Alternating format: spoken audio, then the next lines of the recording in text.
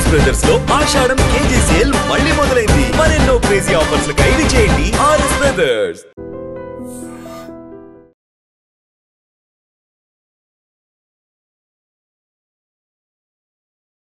నమస్తే, welcome to iDream talking point with కవిత.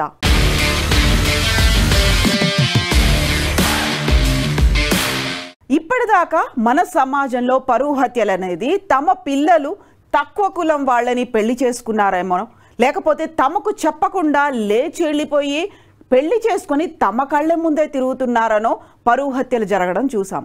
అయితే for the first time మనం చూస్తున్నాము టెన్నిస్ ప్లేయర్ రాధికా యాదవ్ని వాళ్ళ తండ్రి దీపక్ యాదవ్ పరువు హత్య పేరుతో చంపేశాడు. మరి రాధికా యాదవ్ చేసిన తప్పేంటి? తన కాళ్ళ మీద తాను నిలబడమే, తను సంపాదించుకోవడమే చేసింది తప్పయింది.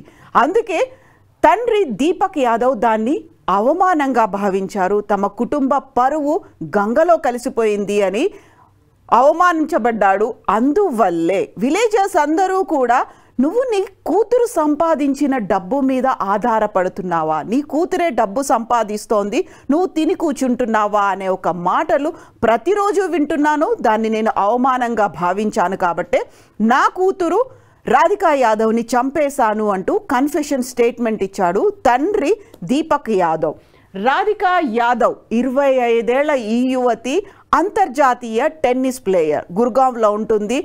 డబుల్స్లో టెన్నిస్ ప్లేయర్, ఇంటర్నేషనల్ టెన్నిస్ ఫెడరేషన్లో 113వ ర్యాంక్ ఉన్నటువంటి రాధికా యాదవ్ ఇండిపెండెంట్గా వ్యవహరిస్తోంది. గుర్గావ్లోనే తనకంటూ ఒక టెన్నిస్ అకాడమీని పెట్టుకుంది, పిల్లలకి టెన్నిస్ నేర్పిస్తోంది.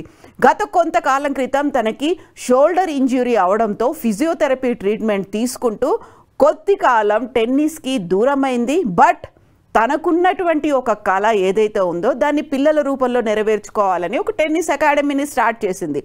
డబ్బు బాగానే వస్తుంది, పేరు కూడా బాగానే ఉంది. బట్ అదే తండ్రి ఒక ఘాతుకం చేసేలా ఒక నిర్ణయాన్ని తీసుకుంది. అదే తనకి ఒక శాపంగా మారింది రాధికా యాదవ్కి. నిన్న జరిగినటువంటి ఈ ఇన్సిడెంట్ అంతర్జాతీయ టెన్నిస్ సమాజాన్ని దిగ్భ్రాంతి పరిచింది. గుర్గావ్ అంతా ఒక షాక్కి గురైంది.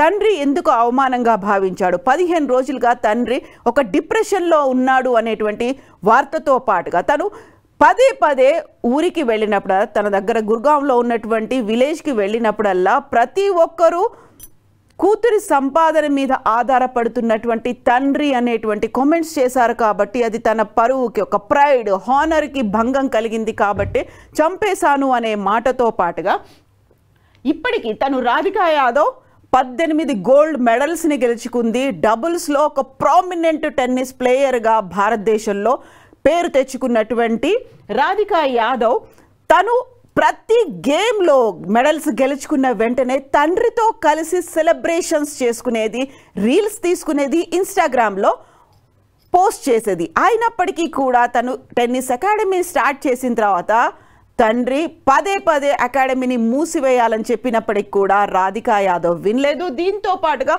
తను వెరీ రీసెంట్గా ఒక కవర్ ఆల్బంలో యాక్ట్ చేసింది, ఒక పాటలో యాక్ట్ చేసింది. దాన్ని యూట్యూబ్లో కూడా పోస్ట్ చేశారు. రీల్స్ చేస్తోంది. తను ఇన్ఫ్లుయెన్సర్గా కూడా మారాలనుకుంది. అదే అవమానకరంగా భావించాడు తండ్రి దీపక్ యాదవ్. దీంతో తనని హత్య చేశాడు.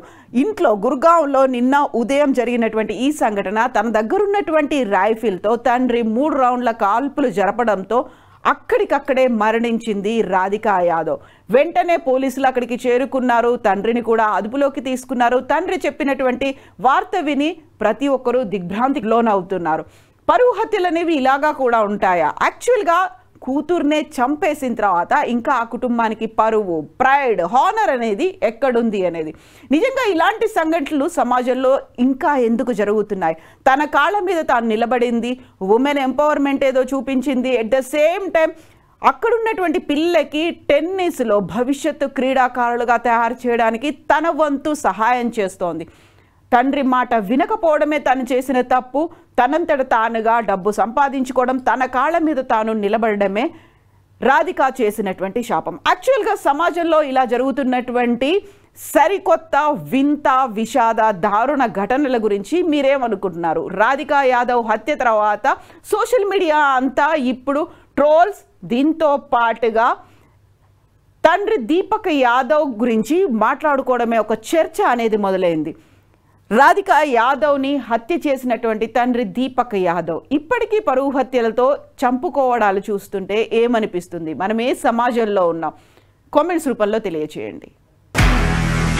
నిజంగా ప్రస్తుతం ఉన్నటువంటి సమాజం దేనికి ప్రయారిటీ ఇస్తుంది? ఆర్థిక సంబంధాల చుట్టూ మాత్రమే తిరుగుతోంది. మళ్ళీ ఎన్నికలంగానే చాలా విరక్తి కలుగుతున్నాం. మంచి అనిపిస్తుంది కదా, లేడీస్ కూడా ఛాలెంజింగ్ జాబ్స్ చేసినప్పుడు చాలా బాగుంటది. ట్రాఫిక్ అసిస్టెంట్స్ గా నియమించిన ట్రాన్స్జెండర్స్ అందరితో సాల్యూట్ చేయించుకుంటున్నారు. ఫుడ్ డెలివరీ ఇవ్వటానికి వెళ్ళినటువంటి డెలివరీ బాయ్ అనిల్ పై కళ్ళ ముందు